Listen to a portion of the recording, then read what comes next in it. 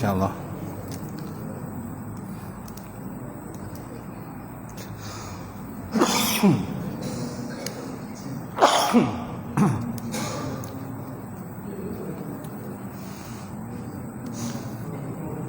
Baik,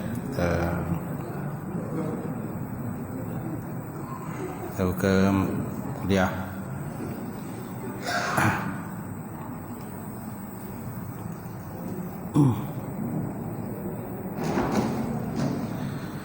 Kita ke kuliah malam ni dengan kita sama-sama baca kitab ila hadratin Nabi Muhammadin Mustafa Rasulullah sallallahu alaihi wasallam wa ala al-kiram as-safizam insyaallah. Al-Fatihah. A'udzubillahi minasyaitonir rajim. Bismillahirrahmanirrahim. Alhamdulillahi rabbil alamin. Ar-Rahmanir Rahim. Maliki yaumiddin.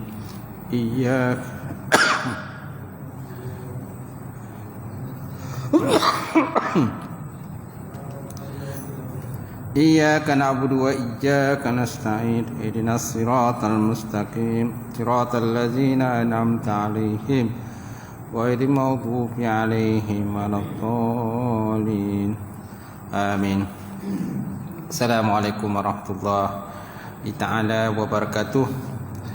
Alhamdulillahillazi arsala rasulahu bil huda wa dinil haqq liyuzruhu 'ala ad-dini kullihi wa kafa billahi syahida. Asyhadu an la ilaha illallah wahdahu la syarikalah wa asyhadu anna Muhammadan abduhu wa rasuluh. Allahumma salli wa sallim ala sayyidina wa nabina wa maulana Muhammad imamil muttaqin wa qaidatul mujahidin wa ala alihi wa sahbihi ajma'in. Qala Allah subhanahu wa ta'ala fil Qur'anil Karim ba'da auzubillahi minasyaitonir rajim. Qul hal yastawil ladzina ya'lamuna wal ladzina la ya'lamun innama yatazakkaru ulul albab. Maksudnya kata olehmu ya Muhammad, adakah sama orang-orang yang berilmu dengan orang-orang yang tidak berilmu? Hanya saja orang-orang yang menerima peringatan daripada Allah Ta'ala, iaitulah orang-orang yang diberikan akal yang sempurna oleh Allah Subhanahu Wa Ta'ala. Waqala Nabi sallallahu alaihi wa ala alihi wa sahbihi wa baraka wa sallam, la yu'minu ahadukum hatta akuna habba ilaihi min walidihi wa waladihi wan nasi ajma'in. Maksudnya tidak sempurna iman salah seorang kamu sehingga aku, ini Nabi, lebih kasihnya kepada ayahnya, lebih kasihnya kepada anaknya, dan lebih kasihnya kepada manusia semuanya. Yang mati semulakan Tuan Imam kita, tak lupa juga Tuan Bilal, sebenarnya pengerusi surau, jawatan kuasa surau, tuan-tuan haji, tuan-tuan hajah, sidang jamaah muslimin muslimat, mukminin mukminat wa ta'ala. Alhamdulillah, kita panjatkan puji dan syukur wa ta'ala kerana dengan izin Allah lagi kita dapat bersama pada malam ini untuk kita sambung kuliah kita bab munakahat dalam bab nafkah. Malam ni kita sambung atau masuk bab yang baru, itulah nafkah tambahan.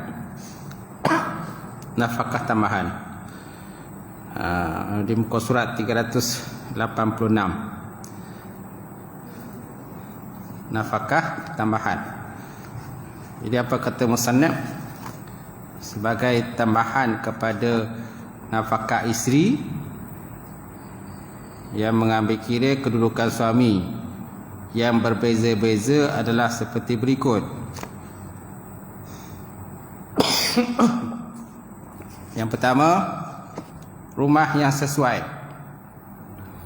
Rumah yang sesuai dengan kemampuan suami yang boleh didiami oleh isterinya, sekurang-kurangnya mempunyai keperluan asas yang sewajarnya lah. Ini yang pertama, ni nafkah tambahan lah. Bila kadang-kadang bila berlaku perceraian, ni yang benda yang dituntut nafkah. Dia kata suami tak bagi nafkah lah, suami tak tu lah, suami tak ni lah, macam-macam kan. Bila berlaku perceraian, bila tak ada cerai, semua okey, redha lah, redha meredai tu kan. Apa yang ada tu yang makan. Bila bercerai ya macam-macam tuntut. Itu implikasi daripada perceraian, kesan buruk perceraian tadi. Baik. Kalau tak cerai, tak ada masalah kan. Makan, orang kata setiap hari makan apa tu, ikan masin. Setiap hari makan ikan masin pun okey, sedap tuan-tuan. Tak ada masalah. Rumah tangga okey, bahagia je walaupun ikan masin. Tapi kalau bercerai, semua tuntut, ya tak? Jadi baik. Jadi apa nafkah tambahan? Rumah yang sesuai dengan kemampuan suami yang boleh didiami oleh isterinya, sekurang-kurangnya mempunyai keperluan asas yang sewajarnya lah. Keperluan asas apa?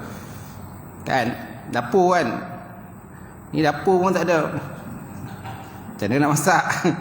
Kan, mesti ada dapur, mesti ada kuali, mesti ada piuk, mesti ada tu. Mana keperluan asas? Beras kena ada. Beras tak ada, nak masak apa? Kan, mana keperluan asas kena ada. Minyak, tak? Beras, kunyit, garam dan sebagainya. Jadi kalau tak ada keperluan asas, kalau isteri tu membebel dan sebagainya, tanggunglah sendirilah, jawablah sendiri kan. Jadi kenalah orang kata panislah telinga. Ini tak ada bondo nak masak lagi rumah ikap. Dapur kita dah tak berasap dah, pun lama tak berasap. Macam cerita Pilamdi tu, Doremi tu kan, asyik main dam ya. Suami asyik main dam tu kan, isteri datang buat parang. Tak? Yang ada, yang dapat dia bagi hati je, dia bagi ya. Hati je. Tu dia dapat bagi ya. Lain tak ada, dapur dah lama tak pasap. Baik, kemudian yang kedua, semua peralatan untuk tujuan kebersihan. Semua peralatan untuk tujuan kebersihan. Penyapu kena ada lah. Inilah rumah penyapu pun tak ada. Penyapu, mop, tak? Keperluan asas. Ni kena ada lah. Suami kena sediakan lah. Nak tak nak kenalah sediakan. Baik, begitu juga alat-alat solat. Alat-alat solat dan perhiasan diri. Jika suami meminta isteri berhias untuk dia, kalau suami minta si berhias, kenalah belilah alat solat dia. Apa alat solat, janganlah beli mahal tu. Kalau ada beli mahal, beli yang sederhana je lah, yang suami mampu lah. Bedak dia, apalah, minyak wangi dia semua kan. Ni tak bersolat. Bila isteri tak bersolat, suami bengih. Apa ni serabai ya. Dah suami tak belikan alat tu. Isteri bergantung pada suami. Isteri dah lah tak bekerja, jadi bergantung dengan suami, pendapatan suami. Suami pula pendokut, tak nak belikan peralatan salah solat kan. Jadi kenalah belilah. Janganlah beli mahal, belilah murah, sederhana dan sebagainya. Yang penting isteri tu dapatlah bersolat.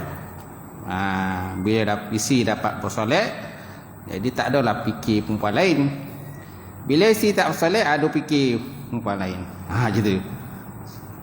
Jadi kata isteri dia tak lawa, tak cantik kan. Dulu baru kahwin tu cantik. Baru kahwin cantik. Sebelum kahwin cantik. Awak macam bidadari. Kan?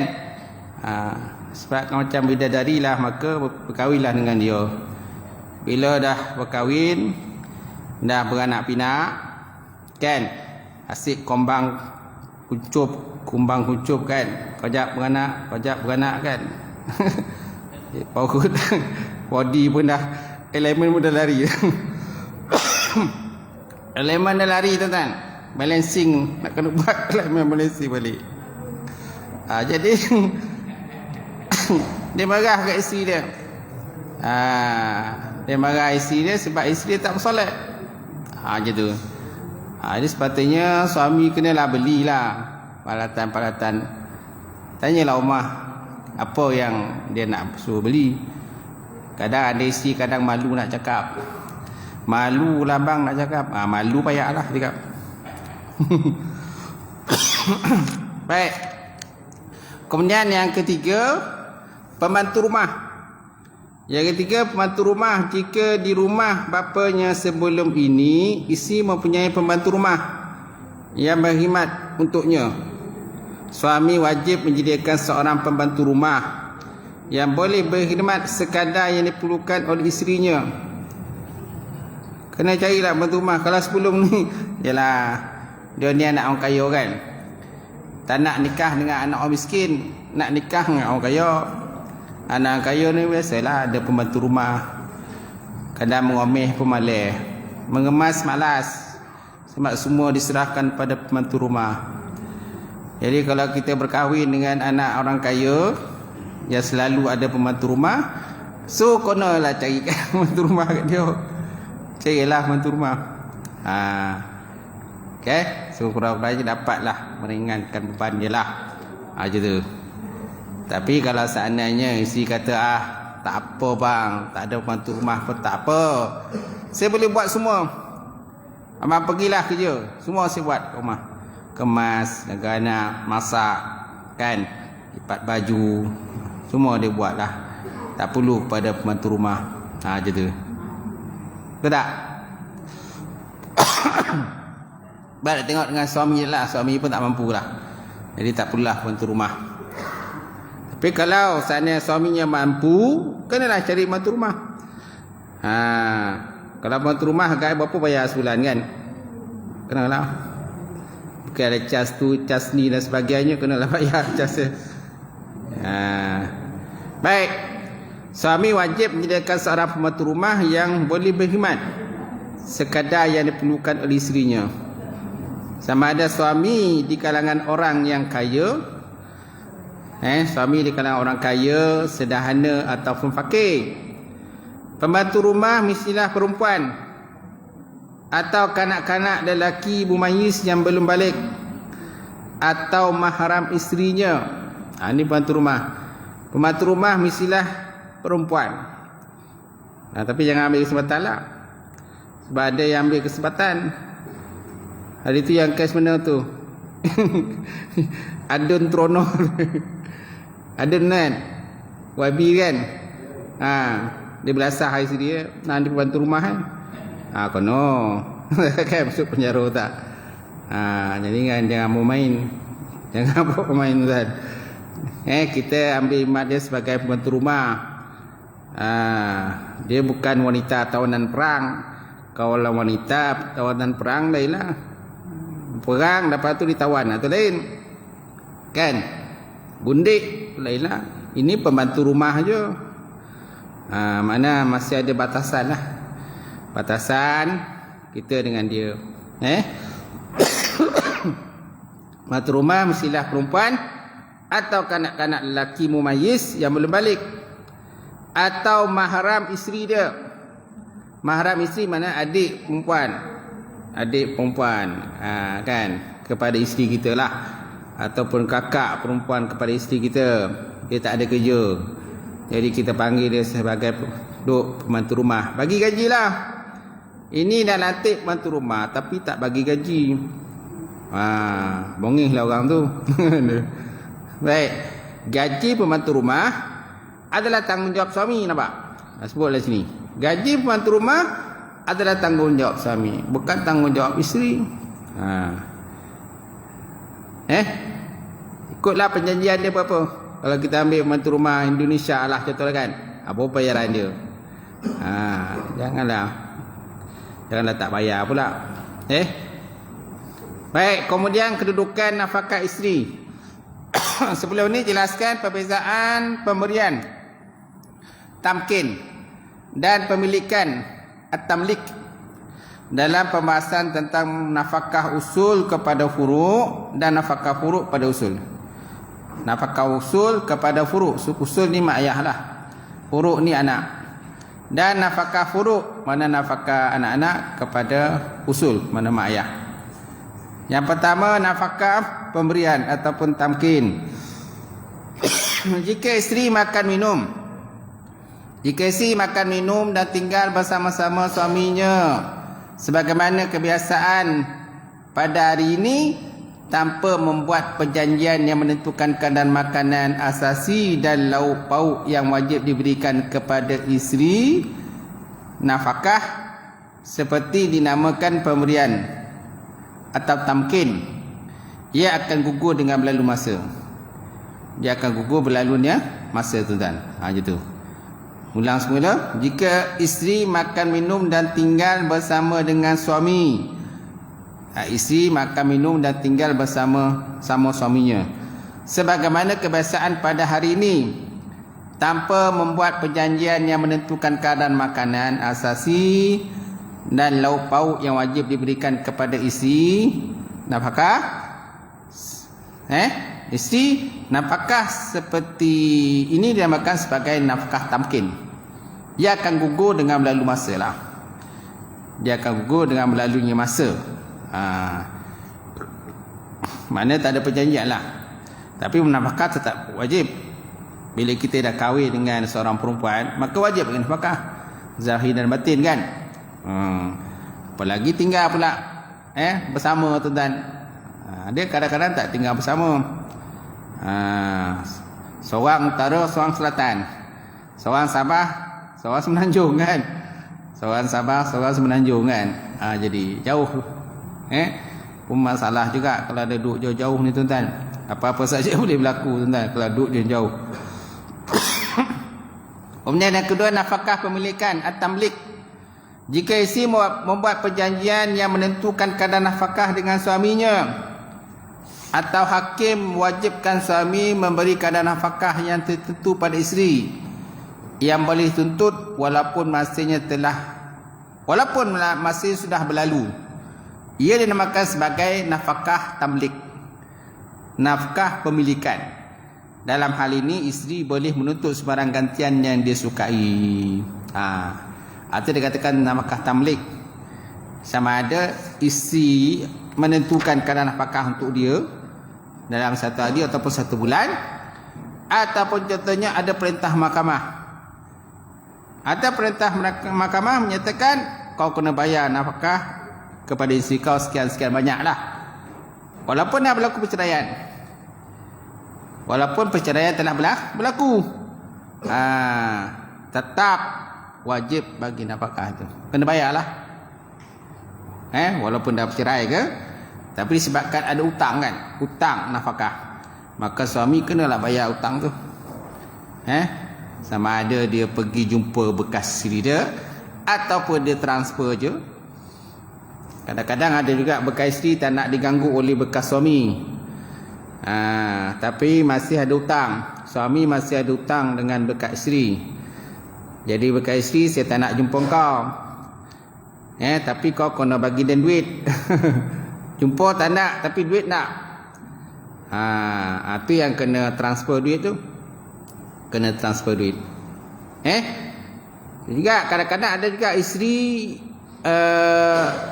tak bagi anak dia jumpa dengan ayah dia.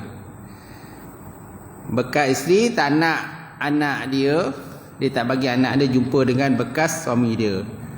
Macam tu. Ada juga macam tu. Tapi duit dia nak. Duit dia nak daripada bekas suami dia. Sebab apa? Ada anak. Jadi itu yang kadang transfer itu. Tapi kalau suami nak jumpa, bekas suami nak jumpa anak, dia kena mohon mahkamah lah. perintah daripada mahkamah. Sebab dia ada hak jugalah untuk berjumpa dengan anak dia. Sebab ada kadang-kadang kat isteri dia suruhkan anak, dia tak bagi, tapi duit dia nak transferkan duit, dia kata nak jumpa tak nak. Baik, itu dia katakan nafkah pemilikan, nafkah tamlik. Yang atas tadi nafkah tamkin. Nafkah tamkin dia tak tentukan kadar. Dia tak tentu. So isteri tidak menentukan kadar. Apa yang ada dia tak ada masalah, dia makan, dia masak dan sebagainya. Kalau nafkah pemilikan ni, isteri membuat perjanjian. Dia ada perjanjian yang menentukan kadar nafkah dengan suaminya. Atau ada perintah mahkamah. Hakim mewajibkan suami memberikan kadar nafkah yang tentu pada isteri, yang boleh dituntut walaupun masa sudah berlalu. Ia dinamakan sebagai nafkah tamlik, nafkah pemilikan. Dalam hal ini isteri boleh menuntut sembarang gantian yang disukainya lah. Dia boleh tuntut lah. Artinya akan pakai peguam, pakai lawyer dan sebagainya untuk mendapatkan hak dia, walaupun telah berlakunya perceraian. Baik, kemudian kesan pandangan umum. Apakah kesan pandangan uruf ataupun umum dalam menentukan kadar nafkah? Sebelum ini telah dijelaskan kadar makanan asasi yang wajib diberikan pada isteri. Namun pandangan umum ataupun uruf, sesuatu tempat pada sesuatu masa tidak berperanan dalam menentukan kadar tersebut. Dalam semua keadaan, kadar yang telah ditetapkan ialah 2 cupak. 2 cupak bagi golongan kaya, 1/2 cupak bagi golongan sederhana, dan 1 cupak bagi golongan fakir. Suami naklah memberi makanan asasi atau bahan makanan asasi kepada isterinya beserta keperluan yang boleh dijadikan makanan. Gitu. Jadi makna uruf tidak menentukan kadar. Uruf tidak menentukan kadar berapa yang nak dibagilah. Ini pandangan uruf. Dia kata pandangan uruf, sesuatu tempat pada suatu masa tidak berperanan dalam menentukan kadar nafkah. Dalam semua keadaan, kadar yang telah ditetapkan biasanya 2 cupak. 2 cupak untuk golongan kaya, 1/2 cupak golongan sederhana, dan 1 cupak kepada golongan fakir. So suami naklah beri makanan asasi atau bahan makanan asasi kepada isterinya beserta keperluan yang boleh dijadikan makanan. Makanan asasi apa dia? Beras kan? Betul tak? Makanan asasi beras. Tapi jangan bagi beras je. Tahan ke nak makan beras setiap hari? Makan nasi je kan? Lain tak ada. Sayur pun tak ada, ikan goreng pun tak ada, telur asin pun tak ada.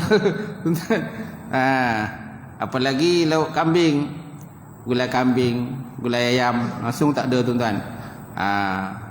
Jadi kemungkinan susahlah hati isi tadilah. Sekali dia nak makan ayam juga, nak makan kata daging kambing tu tak, lembu tu tak, macam tu. Baik. Tapi ada juga kadang-kadang isteri ni dia nak orang kata makanan orang kaya sahaja, makanan orang miskin dia tak nak. Ni susah juga, kerana susah suami tu kan. Susah suami. Sakit jiwa dia suami dia. Sebab apa? Isteri dia nak makanan yang walaupun dia orang sederhana, suami pendapatan sederhana bukan banyak pun pendapatan dia, tapi isteri nak lauk yang harga dia, ikan dia mahal-mahal je. Ikan mahal-mahal. Ikan murah tak nak. Ikan temenung tak nak. Dia nak ikan mahal. Ini memang orang kata sakit jiwa lah tuan-tuan kalau macam tu. Baik. Hal ini adalah kerana makanan asasi tak boleh berubah dengan perbezaan pandangan umum atau uruf. Selain itu, tuan-tuan, lauk pauk, pakaian dan seumpamanya ditetapkan berdasarkan pandangan uruf dengan syarat tidak bertentangan dengan syariat Islam. Lauk pauk, pakaian dan seumpamanya ditetapkan berdasarkan pandangan uruf. dengan syarat tidak bertentangan dengan syariat Islam.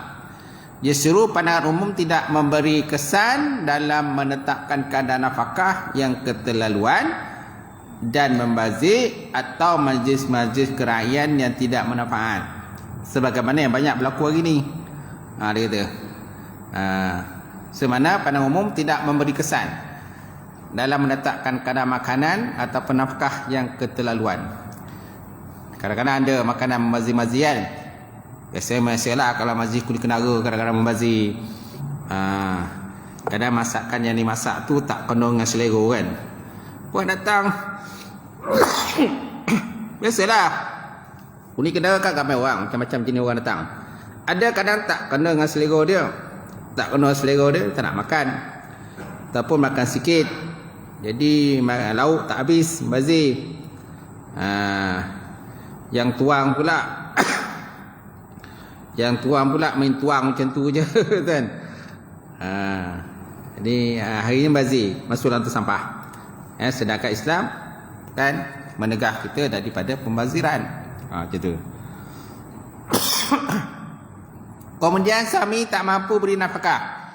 Apabila suami yang kaya mengalami kesempitan hidup sehingga ke tahap sederhana ataupun fakir, maka kesempitan tersebut tidak memberikan sebarang kesan kepadanya.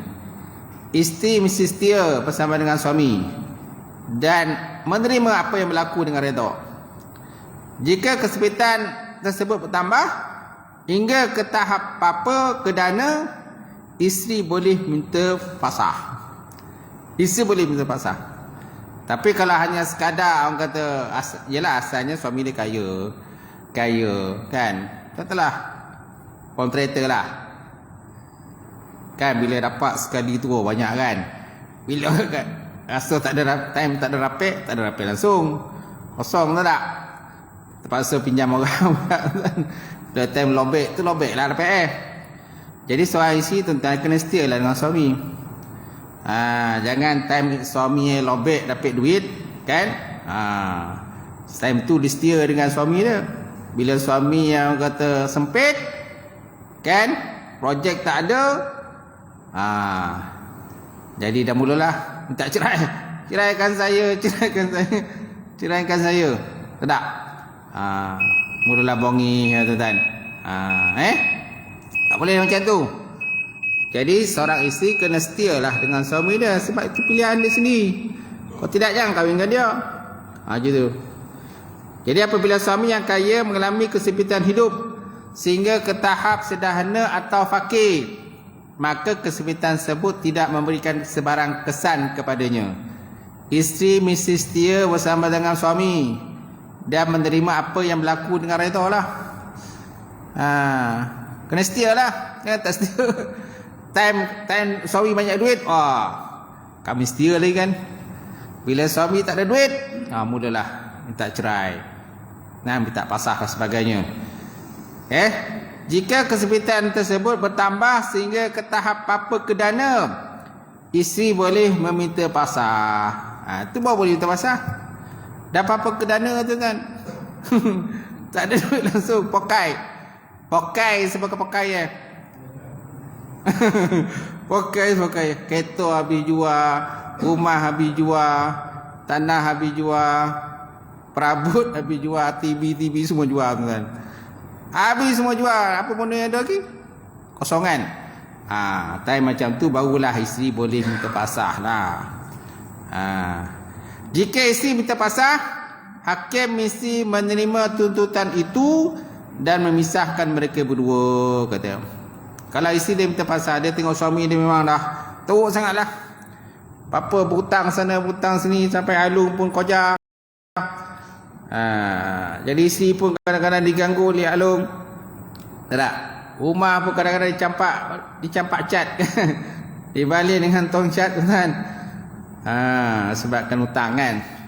Kalau dalam keadaan ini, kalau ikut dalam kitab Fiqh Minaji, dia kata boleh meminta pasah. Macam tu.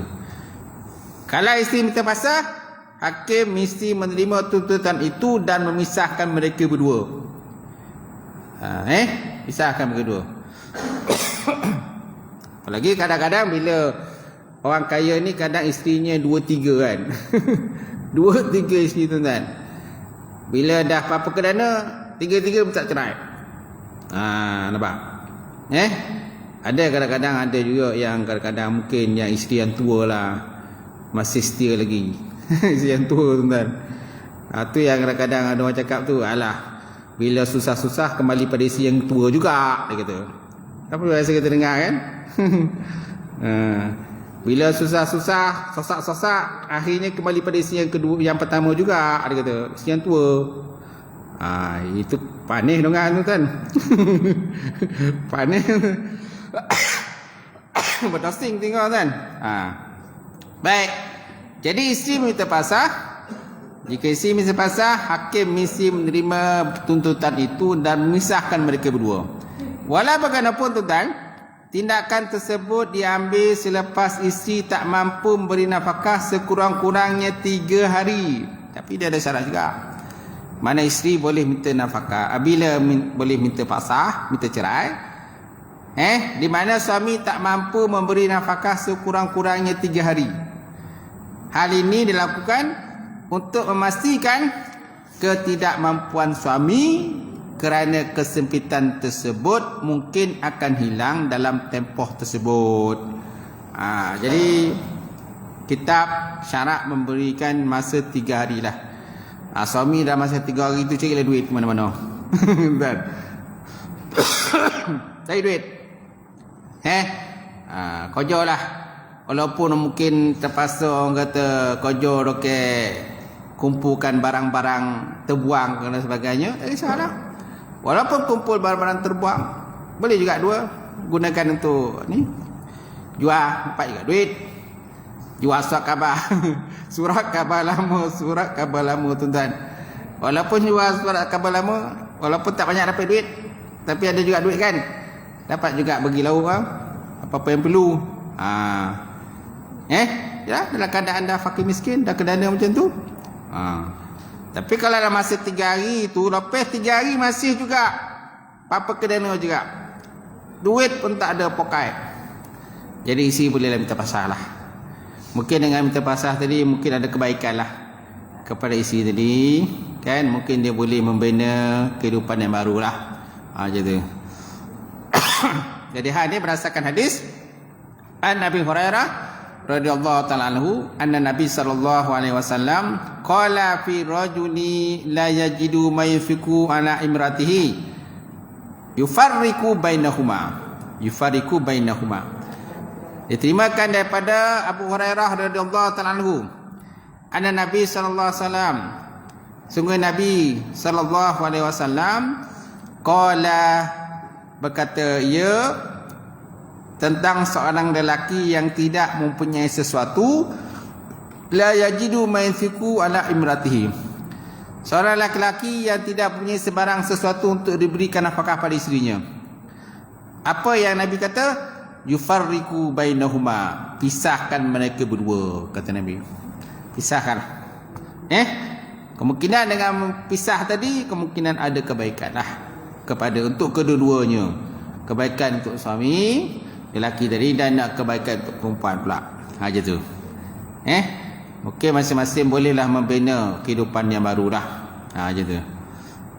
Baik, kemudian apabila isteri redha untuk terus hidup bersama-sama dengan suami yang tidak berkemampuan, dia masih boleh meminta pasah selepas itu.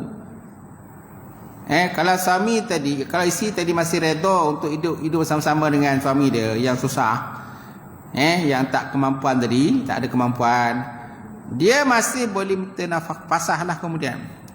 Mungkin hari itu dia tak nak minta pasah, tapi akan datang mungkin dia nak pasah juga, terpulanglah kat dia.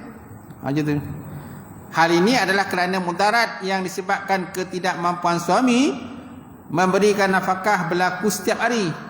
Sedangkan pada setiap hari itu ada hukum yang tersendiri, dia kata. Mana setiap hari itu ada hukum yang tersendiri. Mungkin hari ini dia mampu bagi nafkah, mungkin besok dia tak mampu, lusa tulat mampu balik, kan? Besok lusa Bulat, tungging. Ada masa dia macam on off lah gitu. Ada masa dia mampu, ada masa tak mampu. Ada masa mampu, masa tak mampu kan. Gitu. Jadi makna isteri tadi kenalah fikir panjang lah. Fikir panjang kan. Gitu. Baik. Walau bagaimanapun, isteri tidak harus meminta nafasah jika suami mampu memberikannya makanan asasi golongan fakir, tetapi tak mampu memberikannya sebahagian daripada nafkah yang lain, seperti tak mampu memberikan lauk pauk. Suami tak mampu nak belikan lauk pauk, tapi boreh mampu beli. Boreh dia mampu beli. Masak nasi lah, makan nasi je tu. Cocah garam. Masak nasi cocah garam, tuan-tuan. Tu okey dah. Walau bagaimanapun tadi dia kata isteri tak harus meminta nafkah jika suami mampu memberikannya makanan asasi golongan fakir, tetapi tak mampu memberikannya sebahagian daripada nafkah yang lain, seperti tak mampu memberikan lauk pauk. Lauk pauk tak ada Lauk ikan goreng ke kan, telur asin ke, telur goreng ke, tak? Ikan kombung ke, tak ada, semua tak ada. Ikan kombung, ikan sola kuning, tak? Ikan tenggiri, semua tak ada, tuan-tuan. Yang ada nasi je. Nasi dengan garam. Itu, tuan. Itu kalau suami tu, isteri tadi masih setia lah. Masih lagi dia sanggup hidup dengan suami ni, walau suami ni tak sanggup nak beli lauk pauk, tuan. Ada. Baik. Jadi hal ini adalah kerana ia bukannya makanan asasi dan manusia boleh hidup tanpa lauk pauk. Ada manusia tak boleh hidup. Ada orang tak boleh hidup tanpa lauk pauk. Mesti ada lauk pauk. Ada orang tak kisah. Ada lauk pauk pun boleh, tak ada pun tak apa. Tak ada masalah pada dia lah. Jadi. Tapi banyak di kalangan kita zaman sekarang ni mesti ada lauk pauk, tak? Mesti ada lauk pauk dalam potek air itulah. Mesti ada ikan ke apa. Tu kadang-kadang pergi pasar, pergi Zimat, pergi Maidin. Tengoklah penuh troli kan. Gitu. Tapi zaman sekarang ni tak dapat nak penuh troli lah. Bawa RM50, bawa RM1, kadang troli pun tak penuh. Tak? Separuh je troli kita, kan. Baik. Kemudian demikianlah hanya jika suami tak mampu menyediakan perbelanjaan pembantu rumah, kerana khidmatnya hanya sebagai penyempurnaan, sedangkan tanpanya seseorang boleh melaksanakan tugas harian bersendirian. Kalau suami tak mampu untuk membayar pembantu rumah, jangan ambil pembantu rumah. Ini dah tak mampu, nak ambil pembantu rumah juga. Jadi tersapitlah. Mana menjoreklah diri sendiri kan. Menjorek diri sendiri istilahnya. Dah tak mampu apa, suruhlah isteri tu, bantulah isteri, tak? Pinggan ke, nasi ke, ngemas rumah, kan? Aja tu. Jangan duduk menghadap TV je tu je. Ada kadang-kadang duduk menghadap TV je tu, dia min order je, tuan-tuan. Dah masak ke? Kan? Min order je, tuan-tuan. Dah masak ke? Bila tak masak bongi. Lambat bona masak kata. Pemalih dia kata isteri pemalih. Tuan. Dah lah, tapi kalau seandainya kita ni malas nak bantu isteri kita masak, diam jelah. Tunggulah kalau ada masakan, ada yang masakkan, ada lah. Tak ada lah. Ini dah lah hang kata malas bantu. Bongi pula. Lepas tu kata pula isteri pemalih. Bantu pun tak nak. Kalau dia tak nak bantu dia, tapi dia sonyap macam tu je, tu tak apa, kan? Sonyap je. Kalau ada lah, ada tak ada sudah. Kalau isteri masak lah. Kalau tak masak tak apa. Tak masak pergi keluar. Order goreng. Baik. Demikianlah hanya jika suami tak mampu menyediakan perbelanjaan pembantu rumah, kerana khidmatnya hanya sebagai penyempurna, sedangkan tanpanya seseorang boleh melaksanakan tugas harian bersendirian. Tak? Namun jika suami tak mampu menyediakan semua nafkah golongan tersebut, isteri berhak meminta pasah. Suami tak mampu nak menyediakan makanan sasi, boreh pun tak mampu dia nak beli. Boreh pun tak mampu nak beli. Apalagi benda lain, tuan-tuan. Jadi isteri bolehlah tuntut pasah lah. Tuntut pasah. Ni maknanya keperluan lah.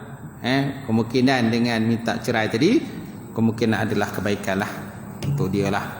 Mungkin dia boleh kembali semula kepada mak ayah dia semula. Dia boleh balik pada mak ayah dia semula. Mungkin mak ayah dia boleh merencanakan sesuatu pada dia lah. Kemudian nafkah yang lain. Di samping perkara-perkara yang dinyatakan, seorang itu juga bertanggungjawab menyediakan nafkah pada harta benda miliknya.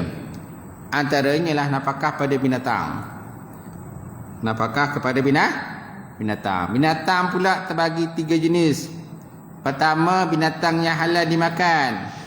Yang kedua, binatang peliharaan yang tak halal dimakan. Yang ketiga, binatang bukan peliharaan. Nafkah binatang. Sampai situlah, tuan-tuan. Cukup InsyaAllah akan datang kita sambung lagi nafkah binatang. Dari situ. Wallahu a'lam bishawab. Ada soalan?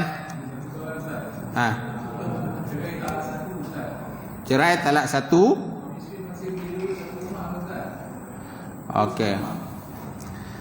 Kalau seandainya aman, kalau seandainya isteri tidak ada tempat tinggal yang lain, isteri tak ada tempat tinggal yang lain, kan, yang ada itu je rumah, dan mak ayah pun tak ada, contohlah dia ni macam sebatang kara kan, sebatang kara, lepas tu tak ada tempat lain pun tak ada, dan dia pun tak mampu nak bayar. Kalau nak sewa rumah pun dia tak mampu nak bayar. Dia boleh tinggal dengan bekas suami tadi, tapi lain bilik lah, jangan duduk bilik sama. Dengan syarat dalam rumah tu adalah 2-3 bilik. Sebabkan takut terbabas pula. Satu. Yang kedua ianya memberi peluang kepada suami isteri itu rujuk semula supaya kembali pada pernikahan yang asal lah. Itu peluang dia. Itu sebabnya tak dibenarkan tu. Tapi kalau seandainya isteri tadi takut berlaku mudarat pada diri dia, contohnya mungkin suami ni kaki pukul, bekas suami kaki pukul, bekas suami isap dadah, macam-macam lah. Bekas suami ni suka mengamuk dan sebagainya, dia kena carilah rumah lain lah, carilah tempat lain. Macam tu. Dan kebiasaannya kalau dah kaki pukul ni, biasanya bekas isteri biasa kadang dia tak nak rujuk lagi dah. Tak nak rujuk. Tapi kalau seandainya ada harapan nak rujuk, ada harapan untuk rujuk semula perkahwinan tadi, lebih baik tinggal satu rumah lah. Tetapi janganlah bersama. Kan bersama kan lain lah cerita Bukan itu.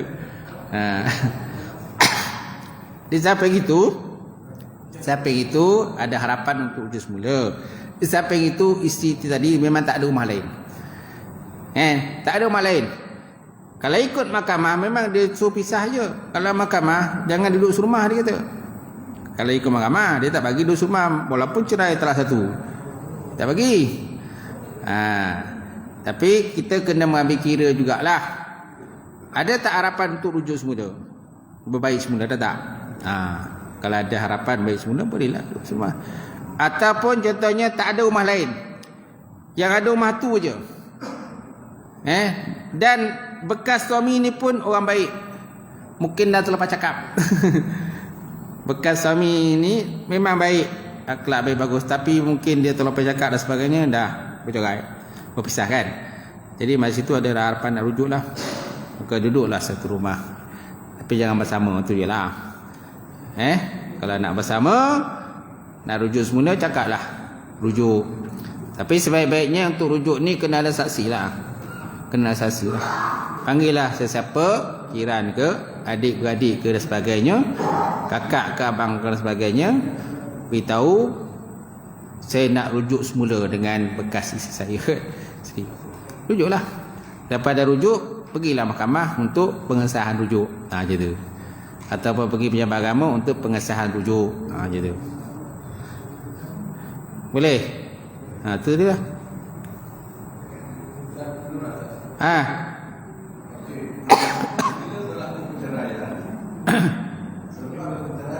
Suami masih wajib menangkan nafkah atau menyediakan tempat tinggal untuk isteri ke? Ya. Baik. Kalau situasi yang Ustaz kata tadi, dia memang tak apa-apa kerana lah. Wajib menyediakan tempat tinggal untuk isteri dalam keadaan. Tetapi kerana dia memang tidak mampu. Tidak mampu, dikira hutang. Dikira hutang. Dikira hutang lah. Kalau suami bekas suami tak mampu menyediakan tempat tinggal, jadi bekas isteri itu kena cari tempat lain lah. Dia kena cari sama ada pergi rumah adik-beradik dia ke, ataupun kembali kepada mak ayah dia semula lah. Macam tu. Tapi nafkah ketika edah tetap kena bayar. Masih dikira. Akan datang lah. Tak ada lah nak macam mana kan. Tak.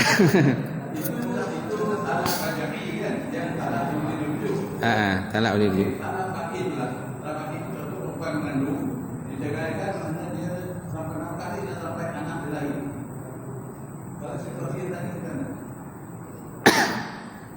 Tapi itu bukan talak bain.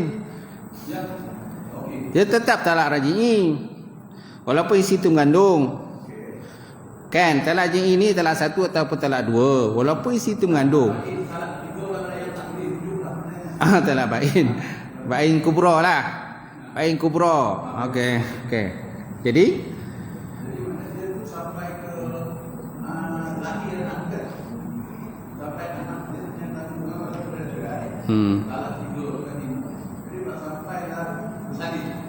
yelah.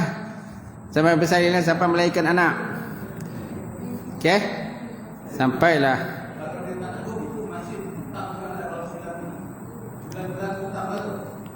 Dikira hutang lah. Selagi mana suami tak mampu nak bayar, maka dikira hutang. Dan bila masa besok dia kaya, dia ada duit, dia bayar lah.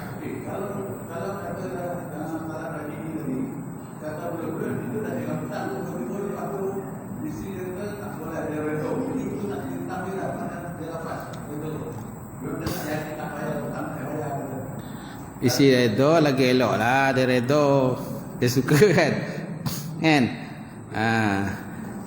Tapi kalau dah ada perintah mahkamah dah ada perintah mahkamah, kena ikut perintah mahkamah lah kan. Tapi biasa jarang. Kalau isteri tu orang kaya, anak orang kaya, mungkin dia boleh redha lah. Tapi kalau isteri pun orang susah, bekas isteri pun susah, orang mengempat, takkan dia nak redha? Tak ada redanya dia. Kalau boleh dia nak duit tu. Apalagi kadang bekas isteri pun masa lepas dah cerai, kadang dia tak kerja kan. Tak kerja, duit pun tak ada kan. Memang tak ada nak redha dah. Dia mesti minta duit tu, dia tuntut duit. Kecuali lah kalau isteri ni memang dia orang duit, dia berduit, dia ni memang jenis orang kata educated, orang mau pelajaran kan. Pekerjaan pun, gaji pun besar, sebulan gaji 10,000. Walaupun dia ceraikan pun dia tak ada masalah. Walaupun bekas suami tak bagi duit pun dia tak kisah, memang duit dia banyak. Itu lain kan. Tapi kalau segi hukumnya, bekas suami tetap kena bayar. Dia tetap kena bayar dari segi hukum. Tapi kalau bekas si tadi dia nak kata nak halalkan, pulanglah kalau dia nak halalkan. Sebab dia pun ada duit, banyak duit kan. Itulah wallahu alam. Okey? Boleh?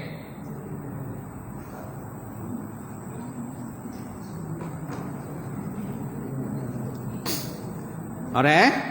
Ya wis. Auzubillahi minasyaitonir rajim. Bismillahirrahmanirrahim. Alhamdulillahirabbil alamin. Wassalatu wassalam ala asyrafil mursalin wa ala alihi wasahbihi ajmain. Allahumma zidna ilman nafi'an wa yaqinan shadiqan wa lam taqabbala. Wariskan halalan mubarakatan katsira wasiyana fataya alimna wa lana qulubana binuri ma'rifataka wa aftah lana futuhal arifin. Allahumma faqihna fid-din. Allahumma faqihna fid-din. Allahumma ja'al hadza jam'an marhuma wa tafarruqana min ba'di tafarruqal ma'suma. Rabbana atina fid dunya hasanah wa fil akhirati hasanah wa qina azabannar. Subhana rabbika rabbil izzati amma yasifun wa salamun alal mursalin. Alhamdulillahi rabbil alamin. Qabbalallahu minkum.